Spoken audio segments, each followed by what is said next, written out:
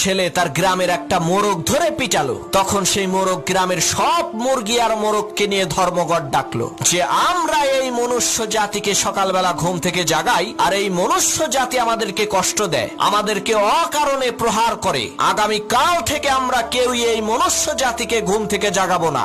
দেখি ওরা কি করে কাজকর্ম করে খায়। যে কথা সেই কাজ। তারপরের দিন সকালে সেই গ্রামের একটা মোরগও ডাকাডাকি করলো না, চুপ করে রইল। কিন্তু তারা ক্ষোভ থেকে বের হয়ে দেখলো এ কি অবাক কাণ্ড, গ্রামের সব মানুষ ঘুম থেকে উঠে তারা তাদের কাজকর্ম করছে। তখন গ্রামের সকল মুরগি আর মোরগ বুঝতে পারলো আমরা যদি না থাকি, বাকবাকুম করে না ডাকি, তাহলে মানুষের জীবন ধারায় কোনো পরিবর্তন হবে না। ঠিক একইভাবে বন্ধু, তুমিও যদি না থাকো এই পৃথিবীর কিছুই আসবে যাবে না। তুমি তো ভালো, পৃথিবীর বিশাল বড় রাজা বাদশাহ নবী রাসূল তারাও চলে গেছে, তাই বলে কি পৃথিবী থেমে আছে? পৃথিবী তার আপন গতিতে চলছে আর কিয়ামত পর্যন্ত